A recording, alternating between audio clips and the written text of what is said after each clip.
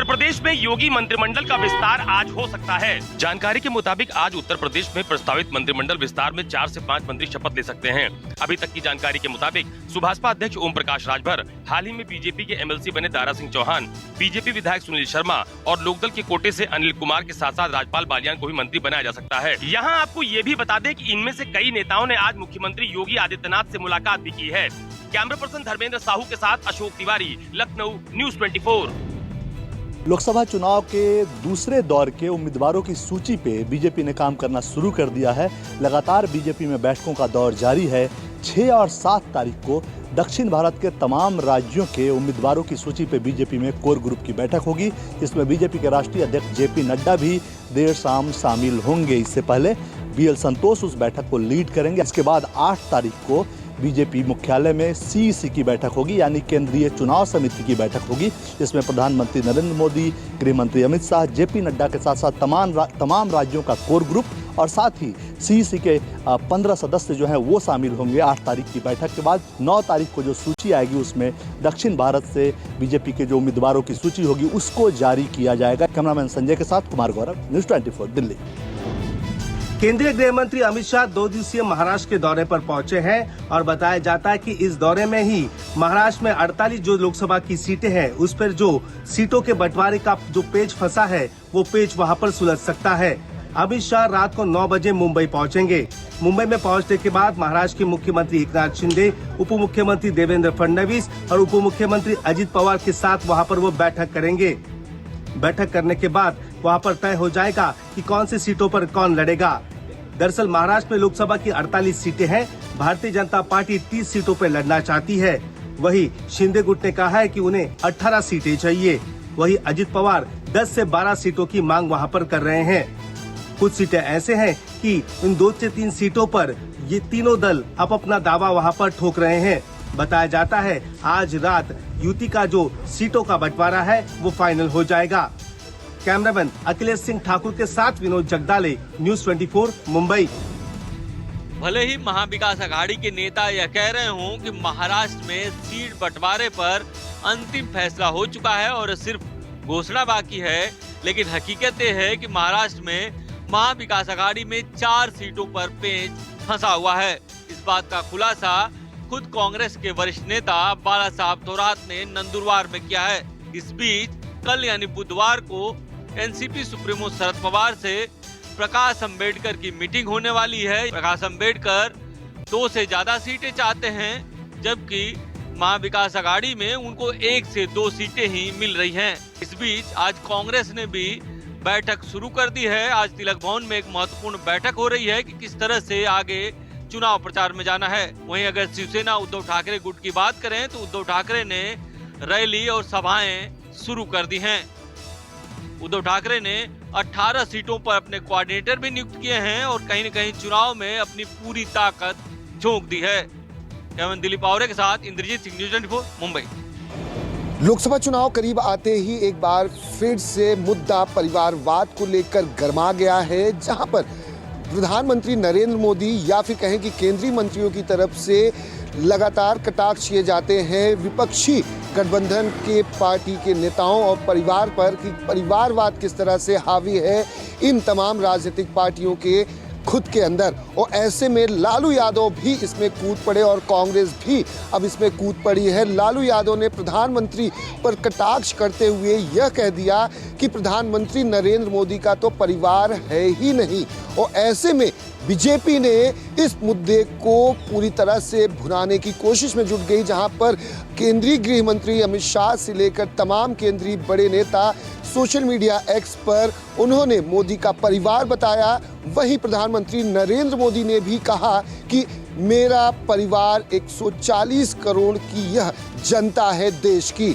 ऐसे में कांग्रेस ने भी इस पर पलटवार करना शुरू कर दिया, जहां पर दिल्ली के अलग अलग हिस्सों में कांग्रेस और बीजेपी की तरफ से परिवारवाद को लेकर पोस्टर लगाए गए। कैमरा हरिविंदर के साथ दीपक दुबे, न्यूज़ 24 दिल्ली। मध्य प्रदेश में भारत जोड़ो न्याय यात्रा के दौरान राहुल गांधी अब महाकाल मंदिर में दर्शन करेंगे, मत्था टेकेंगे। इसके बाद एक रोड शो करेंगे। राहुल गांधी की भारत जोड़ो यात्रा 5 दिन मध्य प्रदेश में रहेगी और कल एक आखिरी पड़ाव होगा मध्य प्रदेश में राहुल गांधी की भारत जोड़ो यात्रा का। लेकिन इस यात्रा में अलग अलग तरह के अंदाज राहुल गांधी को देखने को मिले। खासतौर पर प्रधानमंत्री नरेंद्र मोदी पर लगातार राहुल गांधी निशाना साधते रहे। आज भी उन्होंने ये बात कही है और ये साफ कहा है कि लोग को ये हाथ में मोबाइल दे दो और साथ में जय श्री राम के नारे कहो और लेकिन भूखे मरो, इस तरह के बयान राहुल गांधी ने आज भी दिए हैं। लेकिन इस यात्रा के दौरान चूंकि जो यात्रा का पूरा रूट है वो कहीं ना कहीं वो पूरा इलाका जो कहलाता है वो संघ का एक गढ़ कहलाता है और संघ गढ़ में राहुल गांधी पर इस तरह के वाक्य भी हो रहे हैं कि उनके सामने बीजेपी के कुछ कार्यकर्ता पहुंचते हैं और आलू उनको गिफ्ट करते हैं। लेकिन राहुल गांधी शालीनता से उन आलू को ले लेते हैं और उनसे कहते हैं कि वो आलू को सोना बनाएंगे अगली दफा। कैमरा पर्सन कमलेश व्यास के साथ विपिन श्रीवास्तव, न्यूज़ 24 उज्जैन। पोरबंदर से विधायक और कांग्रेस के वरिष्ठ दिग्गज नेता अर्जुन मोढवाडिया हुए बीजेपी में शामिल। पूर्व विधायक अमरीश देर ने भी थामा भाजपा का दामन। राहुल गांधी की भारत जोड़ो न्याय यात्रा की गुजरात में एंट्री से ठीक पहले कांग्रेस के कई बड़े नेताओं की पार्टी से एग्जिट हो रही है। इसी कड़ी में आज अर्जुन मोढवाडिया और अमरीश देर ने सैकड़ों कार्यकर्ताओं के साथ भाजपा ज्वाइन कर लिया। अर्जुन मोढवाडिया और अमरीश देर ने कल कांग्रेस पार्टी से अपना इस्तीफा दे दिया था। मोढवाडिया की माने तो कांग्रेस पार्टी जनता से विमुख हो चुकी है और राम मंदिर प्राण प्रतिष्ठा महोत्सव का विरोध कर उन्होंने एक तरह से पार्टी को जनता से बिल्कुल अलग थलग कर दिया है। उन्होंने कांग्रेस को अब एक राजनीतिक पार्टी की जगह गैर सरकारी संगठन करार दिया। कुछ इसी तरह की राय अमरीश देर ने भी व्यक्त की। गौरतलब है कि बीते विधानसभा चुनाव में कांग्रेस पहले ही 77 विधायकों में से 17 विधायकों तक सीमित रह गई थी और उसमें से भी अब 14 विधायक ही बचे हैं। यहाँ आपको ये भी बता दें कि राहुल गांधी की भारत जोड़ो न्याय यात्रा 7 मार्च से गुजरात में प्रवेश कर रही है और ऐसे में इन विधायकों का कांग्रेस छोड़ बीजेपी में शामिल होना कांग्रेस के लिए बड़ा नुकसान साबित हो सकता है। कैमरामैन प्रभात के साथ भूपेंद्र सिंह, अहमदाबाद, न्यूज़ 24। पश्चिम बंगाल के आसनसोल लोकसभा सीट से बिहारी बाबू शत्रुघ्न सिन्हा के खिलाफ बिहारी बाला और भोजपुरी की सुपरस्टार कही जाने वाली अक्षरा सिंह मैदान में उतर सकती हैं। इससे पहले बीजेपी ने वहां से भोजपुरी के सुपरस्टार पवन सिंह को अपना उम्मीदवार बनाया था, लेकिन पवन सिंह ने चुनाव लड़ने में अपनी असमर्थता दिखाई थी। लेकिन चर्चा ये है कि बीजेपी के वरीय नेताओं से अक्षरा सिंह की बातें हो चुकी हैं और अक्षरा सिंह जो भोजपुरी इंडस्ट्री में पवन सिंह की धूड़ विरोधी मानी जाती हैं, उन्होंने हामी भी भर दी है और आसनसोल से चुनाव लड़ने को वो तैयार हैं। इन दिनों अक्षरा सिंह अभी मध्य प्रदेश गई हुई हैं, एक शूटिंग में गई हुई हैं। अक्षरा सिंह से जब इस मामले में पूछा गया तो उन्होंने ना तो ना कहा और ना ही हाँ कहा है, लेकिन हाथ जोड़कर वो वहाँ से निकल चुकी। लेकिन उनके परिवार वालों की माने तो अगर बीजेपी सीट देती है तो अक्षरा सिंह आसनसोल से चुनाव लड़ सकती हैं। कैमरामैन सनी के साथ अमिताभ ओझा, पटना न्यूज़ 24। पश्चिम बंगाल की राजनीतिक सरगर्मियां एक बार फिर से तेज हो चुकी है। 2024 के लोकसभा चुनाव में बीजेपी पार्टी में जिस तरह से लोगों के आने का सिलसिला शुरू हो चुका है, इसी के तहत कोलकाता हाई कोर्ट के चीफ जस्टिस अभिजीत गांगुली अब ये निर्णय ले लिए हैं कि वो बीजेपी पार्टी में ज्वाइन कर रहे हैं और बीजेपी पार्टी में 7 तारीख को वो यहाँ बीजेपी पार्टी का दामन थामेंगे। और उन्होंने साफ तौर पे कहा कि 2024 के लोकसभा चुनाव में बीजेपी पार्टी के आला कमान जिस सीट से उन्हें उतारेगी उस सीट से चुनाव मैदान में उतरेंगे। तो कह सकते हैं कि अभिजीत गांगुली लगातार शिक्षा जगत में जिस तरह से ईडी हो, सीबीआई हो, कई मुद्दों पे अहम यहाँ पे राज्य सरकार को घेरने का काम कर रहे थे। ईडी सीबीआई को यहाँ तक निर्देश दिया करते थे और शिक्षा जगत के घोटाले में एक बहुत बड़ा जज की भूमिका निभा रहे थे। अब राजनीति जगत में आ रहे हैं और 2024 के लोकसभा चुनाव में किसी भी सीट से चुनाव में उतर सकते हैं और 7 तारीख को अब वे बीजेपी पार्टी का दामन थामेंगे। कैमरामैन पंकज के साथ मनोज पांडे, न्यूज़ 24 कोलकाता। लोकसभा चुनावों के साथ ही पंजाब की राजनीति करवट लेने लगी है और यही कारण है कि अलग अलग जो राजनीतिक पार्टियां हैं अपनी रणनीति बनाने में जुटी हुई हैं। वहीं पर कभी श्रोमणी अकाली दल को अलविदा कहते हुए और श्रोमणी अकाली दल की हाईकमांड पर सवाल खड़े करते हुए सुखदेव सिंह ढींडसा जैसे कद्दावर नेता ने श्रोमणी अकाली दल को छोड़ भी दिया था और उनके पीछे पीछे कई कद्दावर जो नेता थे वो ढींडसा के साथ ही अपना जो उन्होंने श्रोमणी अकाली दल संयुक्त बनाया था उसमें चले गए थे। अब श्रोमणी अकाली दल में ढींडसा की वापसी भी हो रही है और कहीं ना कहीं जो श्रोमणी अकाली दल की लीडरशिप थी उसके साथ जो बैठकों का दौर भी चला था उसको भी अंजाम परमिंदर ढींडसा ने ही दिया था और यही कारण है कि आज अब से कुछ देर बाद ही श्रोमणी अकाली दल में सुखदेव सिंह ढींडसा के अकाली दल का विलय भी हो जाएगा। कैमरामैन गंभीर सिंह राणा के साथ विशाल अंग्रेज, न्यूज़ 24 चंडीगढ़। उत्तर प्रदेश में लोकसभा चुनाव प्रचार अभियान आज से शुरू। बड़ी संख्या में महिलाओं ने निकाली स्कूटी यात्रा। भारतीय जनता पार्टी ने लखनऊ की 2 लोकसभा सीटों पर आज से अपना लोकसभा प्रचार अभियान शुरू किया है। ये प्रचार अभियान राजनाथ सिंह, जो लखनऊ लोकसभा सीट से उम्मीदवार हैं, और लखनऊ की दूसरी सीट मोहनलालगंज से कौशल किशोर, उनके समर्थन में बड़ी संख्या में महिलाओं ने भगवा टोपी लगाकर स्कूटी पर सवार होकर शहर में निकाली यात्रा। आगे भी प्रदेश के विभिन्न जिलों में महिलाओं की स्कूटी यात्रा जारी रहेगी। महिलाओं से प्रचार अभियान की शुरुआत कराकर भाजपा ने ये साबित कर दिया है कि प्रदेश की आधी आबादी को अपने पक्ष में रखने के लिए कोई कोर कसर बाकी नहीं रखेगी भाजपा। कैमरा पर्सन धर्मेंद्र साहू के साथ मनोज पांडे, लखनऊ न्यूज़ 24। राजस्थान में मंत्रिमंडल विस्तार की अटकलें अब तेज होती नजर आ रही है। लोकसभा चुनाव से पहले बीजेपी जातिगत और राजनीतिक समीकरणों के साथ क्षेत्रीय संतुलन भी बनाने की कोशिश में है। इसी के लिए कहा जा रहा है कि राजस्थान में 4 से 5 नए मंत्री बनाए जा सकते हैं। इस वक्त राजस्थान में मुख्यमंत्री भजनलाल शर्मा को मिलाकर कुल 24 मंत्री हैं और विधायकों की संख्या के लिहाज से राजस्थान में 30 मंत्री तक बनाए जा सकते हैं। और उसी को लेकर जब भजनलाल शर्मा राज्यपाल कलराज मिश्र से मुलाकात करने पहुंचे तो मंत्रिमंडल विस्तार की खबरों को और भी हवा मिल गई है। कहा जा रहा है कि बाबा बालकनाथ को मंत्रिमंडल में जगह दी जा सकती है। इसके अलावा नाथद्वारा से विधायक विश्वराज मेवाड़ को भी मंत्री बनाया जा सकता है, क्योंकि उदयपुर पहले से ही बीजेपी का सबसे मजबूत गढ़ माना जाता है और लोकसभा चुनाव में अपने इस गढ़ को और भी ज़्यादा मजबूत तरीके से अपने साथ जोड़े रखने के लिए उनका नाम सामने आ रहा है। कैमरामैन विजय सिंह के साथ श्रीवत्सन, जयपुर न्यूज़ 24। लोकसभा चुनाव से पहले उत्तर प्रदेश की योगी सरकार ने किसानों के हित में बड़ा फैसला लिया है। उत्तर प्रदेश में किसानों को अब सिंचाई के लिए मुफ्त बिजली मिलेगी, जिसका ऐलान आज योगी कैबिनेट की बैठक के बाद कर दिया गया। उत्तर प्रदेश के किसानों को ट्यूबवेल के लिए बिजली इस्तेमाल करने पर अब बिल नहीं चुकाना पड़ेगा। योगी कैबिनेट ने किसानों को ट्यूबवेल से सिंचाई के लिए मुफ्त बिजली देने के प्रस्ताव को मंजूरी दे दी है। राज्य के 2.5 करोड़ से अधिक किसानों को इसका सीधा लाभ मिलेगा। योगी सरकार ने बीते महीने ही पेश किए गए अपने बजट में किसानों को मुफ्त सिंचाई के लिए 1100 करोड़ रुपए के बजट की व्यवस्था की थी। आपको बता दें कि 2022 के विधानसभा चुनाव से पहले बीजेपी ने अपने संकल्प पत्र में ये वादा किया था कि वो किसानों को ट्यूबवेल के लिए मुफ्त बिजली देगी, जिसे अब योगी सरकार ने पूरा कर दिया है। कैमरा पर्सन मिंटू सिंह के साथ मानस श्रीवास्तव, लखनऊ न्यूज़ 24।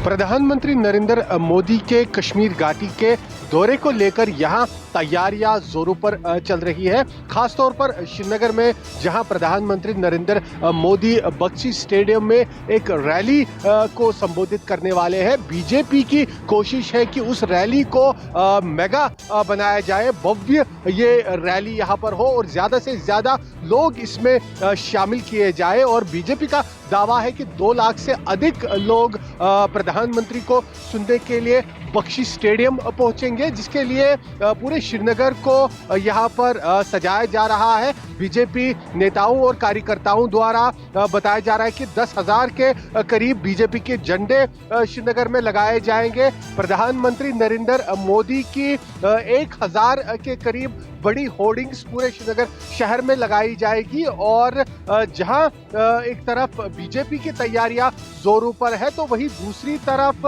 सुरक्षा व्यवस्था भी काफी कड़ी चाको चौबंद नजर आ रही है। कैमरामैन मुजम्मिल रशीद के साथ आसिफ साहब, श्रीनगर न्यूज़ 24। राजनीतिक दलों को इलेक्टोरल बॉन्ड से कितने पैसे मिले, कितना चंदा मिला, ये जानकारी देने के लिए स्टेट बैंक ऑफ इंडिया को और समय चाहिए। स्टेट बैंक ऑफ इंडिया ने सुप्रीम कोर्ट में याचिका दायर कर कोर्ट से मांग की है कि उसे 30 जून तक का समय दिया जाए। सुप्रीम कोर्ट ने 15 फरवरी का जो आदेश दिया था, उसमें कहा था कि स्टेट बैंक ऑफ इंडिया 3 हफ्ते में ये जानकारी दे, और साथ ही साथ ये भी कहा था कि 31 मार्च तक ये जानकारी चुनाव आयोग सार्वजनिक करे। अब स्टेट बैंक ऑफ इंडिया ये कह रहा है कि उसे ये जानकारी देने के लिए और समय चाहिए, क्योंकि जो इलेक्टोरल बॉन्ड खरीद बिक्री हुई थी उसके संबंध में तमाम आंकड़े ऐसे थे जो गोपनीय ढंग से रखे गए थे, और उन जानकारियों को डिकोड करना है और डिकोड करने में और समय लगेगा। इस बीच तमाम पॉलिटिकल पार्टियों ने, ऑपोजिशन ने स्टेट बैंक ऑफ इंडिया के इस याचिका का विरोध किया है, ये कहते हुए कि ये जानबूझकर जानकारी को नहीं देना चाहती स्टेट बैंक ऑफ इंडिया, और सरकार भी इस जानकारी को सार्वजनिक नहीं करना चाहती है, और इसी क्रम में ये याचिका सुप्रीम कोर्ट में दायर हुई है। अब ये देखना होगा कि कल चूंकि 6 मार्च है, तो 6 मार्च को सुप्रीम कोर्ट में स्टेट बैंक ऑफ इंडिया इस याचिका पर सुनवाई की मांग करेगी, और तब ये स्पष्ट हो पाएगा कि सुप्रीम कोर्ट इस मामले में SBI को और मोहलत देता है या सुप्रीम कोर्ट ये कहता है कि ये जानकारी तत्काल उपलब्ध कराई जाए। कैमरामैन जहांगीर के साथ प्रभाकर मिश्रा, न्यूज़ 24 दिल्ली। बिहार विधान परिषद का चुनाव 21 मार्च को होना है। मुख्यमंत्री नीतीश कुमार ने आज बिहार विधान परिषद के लिए अपना नॉमिनेशन फाइल किया है। कुल 11 सीटें बिहार विधान परिषद में खाली हुई है। बिहार विधान परिषद के जिन सदस्यों का कार्यकाल पूरा होने वाला है उनमें मुख्यमंत्री नीतीश कुमार, पूर्व मुख्यमंत्री राबड़ी देवी, भाजपा नेता सैयद शाहनवाज हुसैन, कांग्रेस नेता प्रेमचंद मिश्रा, हम नेता संतोष कुमार सुमन, भाजपा नेता मंगल पांडे, आरजेडी नेता रामचंद्र पूर्वे, जदयू नेता खालिद अनवर और रामेश्वर महतो और भाजपा नेता संजय पासवान शामिल हैं। मुख्यमंत्री नीतीश कुमार देश में इकलौते ऐसे नेता हैं जिन्होंने 9 बार मुख्यमंत्री का शपथ लिया है, लेकिन आज तक उन्होंने बिहार विधानसभा का चुनाव एक बार भी नहीं लड़ा है। कैमरामैन ऋषि के साथ सौरभ कुमार, पटना, न्यूज़ 24।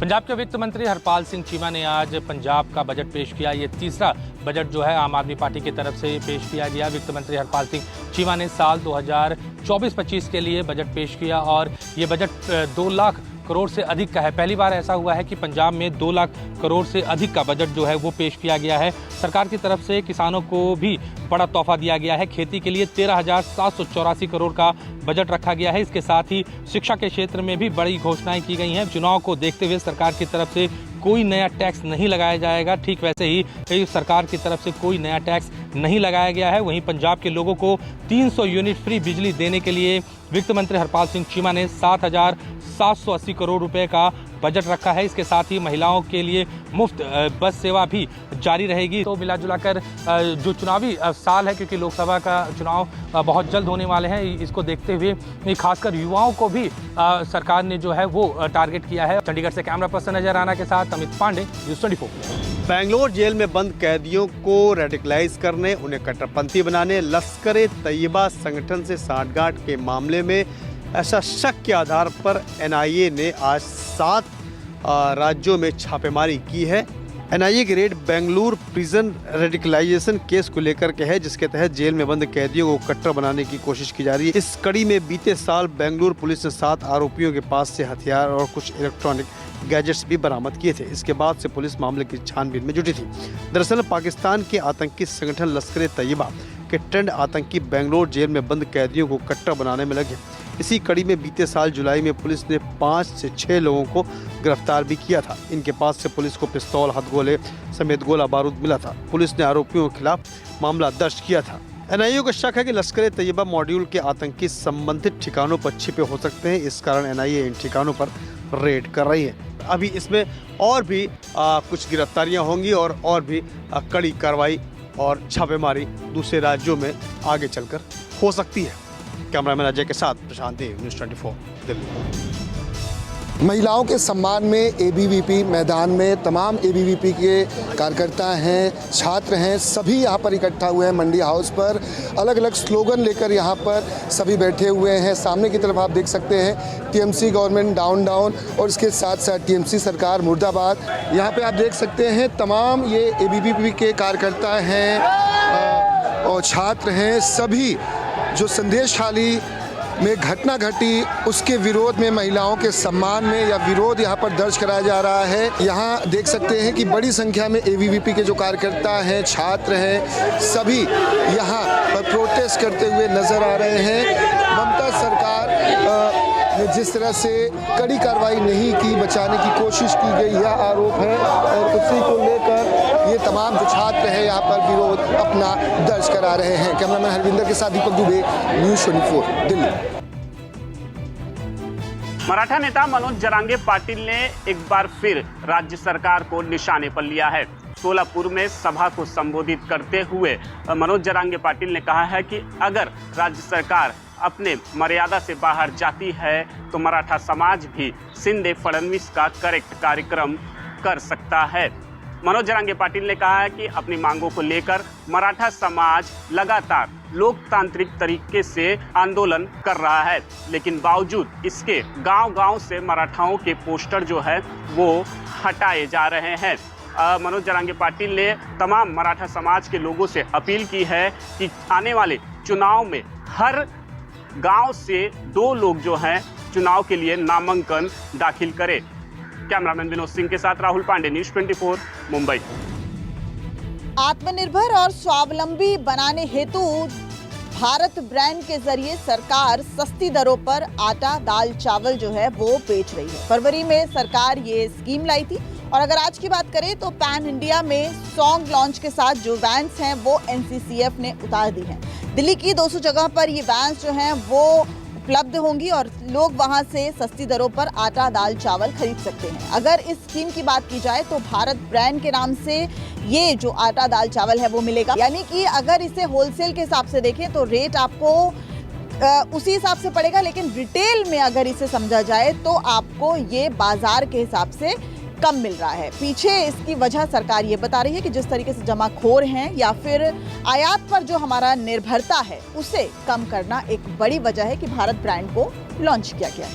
कैमरामैन सुनील के साथ दिव्या अग्रवाल, दिल्ली न्यूज़ 24।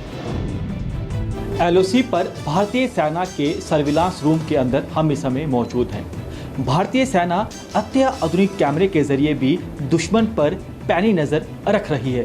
ये आप देखिए कि ये जो कैमरे आप देख रहे हैं ये सरहद पर यानी एलओसी पर जगह जगह पर लगाए गए हैं। ये जो सामने का आप इलाका देख रहे हैं ये है पाकिस्तान का शम का इलाका। तमाम आपको यहाँ पर घर दिखाई दे रहे होंगे। ये जो तमाम घर हैं कहने को घर होते हैं, इनमें से ज़्यादातर होते हैं लॉन्च पैड। जो जानकारी हमें सूत्रों से मिली है उसके मुताबिक पीओके के बिम्बर गाँव, थुब, जाखड़, पद्दर, बरमला, बरनाला, शम ये वो इलाके हैं जो बदनाम हैं आतंकियों के लिए, क्योंकि इन जगहों पर आतंकियों की मूवमेंट अक्सर देखी जाती है और अलबदर के आतंकी इस इलाके में मौजूद हो सकते हैं। लगातार पाकिस्तान ऐसी कोशिश करता है ज़्यादा संख्या में आतंकियों को जम्मू कश्मीर के रास्ते घुसपैठ करवाई जा सके। कैमरामैन पवन के साथ Pankaj Sharma, news 24, LOC, Sundarbani sector. Maharashtra के पुणे के पिंपरी चिंचवड़ इलाके में ड्रग्स जब्ती मामले में पुलिस को बड़ी सफलता हाथ लगी है। इस मामले में पुलिस ने अपने ही अफसर को गिरफ्तार किया है।